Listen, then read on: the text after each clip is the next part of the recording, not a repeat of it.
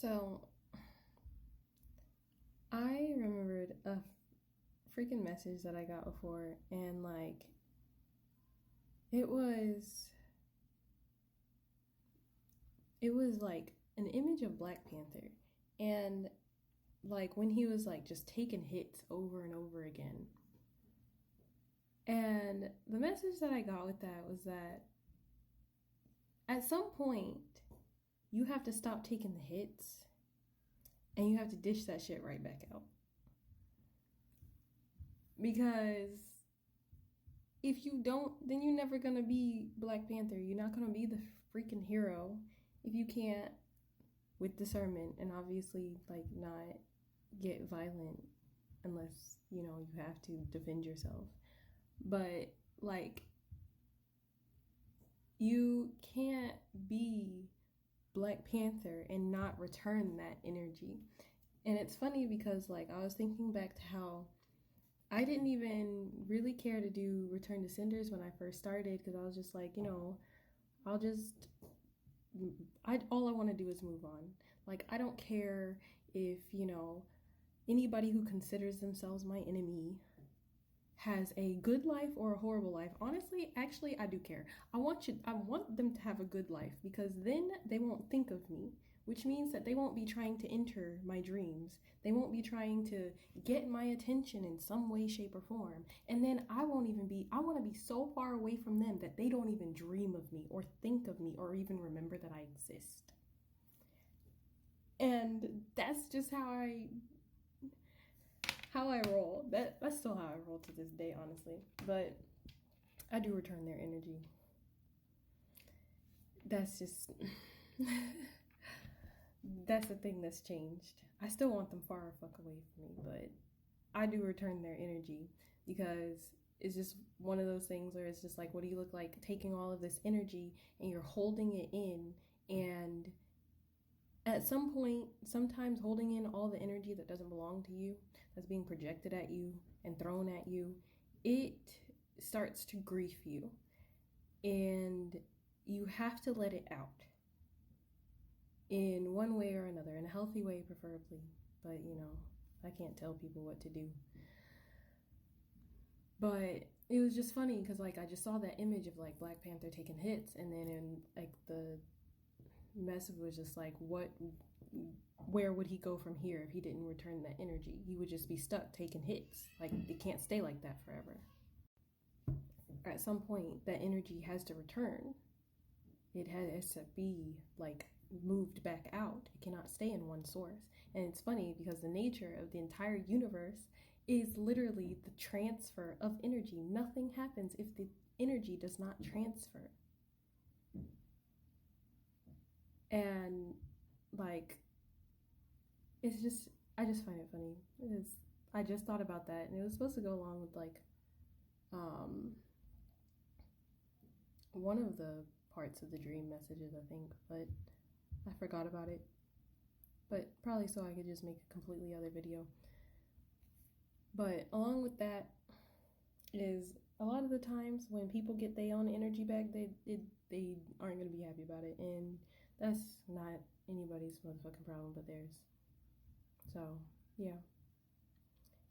And then it's funny because I also got another message where basically it was saying those who have been forced into the role of observer are now being called to speak, because it was just one of those things, and it was just kept repeating in my head, it's time for those who watch to now speak. Speak your truth, tell your story. Just because you tell people what happened to you doesn't mean that you're criminalizing everybody in the story, unless they're actual fucking criminals. But it's just, you have the right to talk about the shit that happens to you, whether somebody thinks of it or not, thinks of it in a certain way or not. Because if someone steps on your foot, you don't just not tell the story if it made you feel some type of way, oh yeah, this person stepped on my foot, they didn't say sorry, it was weird, and you say stuff like that. But when it comes to more personal matters, it can be frowned upon for you to talk about it. Like, why? Like, why can't I talk about what happened to me? Just because somebody else did me dirty or, like, caused issues for me doesn't mean that I'm, like, saying that they're an absolute horrible fucking person. It just means that this is the interaction that I had with them. And it bothered me to this degree. And I just feel like I have to talk about it so I can get it out of my motherfucking head. Like, that's it. And it's funny because I keep saying that. I don't know why I keep saying that. But it reminds me of a book that I read where it was talking about, I think it was like a Native American, like, rule of something where they allow you to tell your story 3 times before you get some kind of like punishment or something, because they see you as being possessed by your story if you can tell it 3 times and it's still bothering you and you still feel the need to talk about it. And I thought about that and how I haven't even been able to talk about a lot of the stuff that happened to me even once. Hence why I'm like on here sharing a little bit more. It's kind of cryptic because I guess I might still be in some sort of trauma thing where I'm trying to like keep from being specific about who is involved, because not everybody thinks like me. And my whole life I've been told that I remember things wrong. So even if I do tell the story, and on top of that, with the backing of human memory being flawed, there actually being like regular proof that human memory is flawed and we process things through our emotions as well as our brain, and we can change ourselves to think something that didn't happen. So all of it's relative, all of it's like objective, or whatever the case is, whatever that fucking means. So I really don't talk too much about it because it's just like, what if, you know, I got it wrong? What if I'm the fucking bad guy, whatever? And now I feel like I'm just like, I don't think it really matters if I'm the bad guy, but I try not to get too specific. But yeah, that's just what I've been picking up on. It's time for those who have been just watching to now speak, because a lot of the times when things have happened to me, it's been okay for everybody to talk about it but me.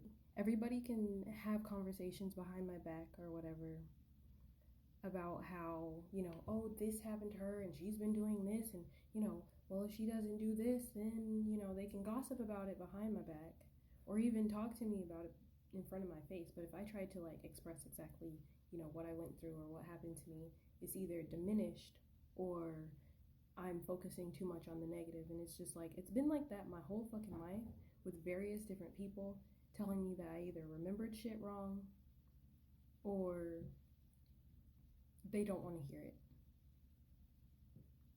And I've never had a safe place to talk about anything that was ever going on in my life. So I couldn't even get advice when things weren't quite right in times where I really should have left a situation like a long ass fucking time ago, because I wasn't even allowed to talk about it. Because anytime I tried to talk about it with anybody who claimed to be close to me, just completely would just push me out of the way or like try to shut me up, or just be like, oh, I don't want to talk about this right now, or whatever it was, you know, or that's your life, so you signed up for it, so you deal with it, that type of shit. Which is funny because it's always you signed up for it, so you deal with it when it's you. But if it's anybody else, then it's just like, well, you have to help me because anyways, I just felt like sharing that, which actually kind of ran into a rant, but whatever. That's that.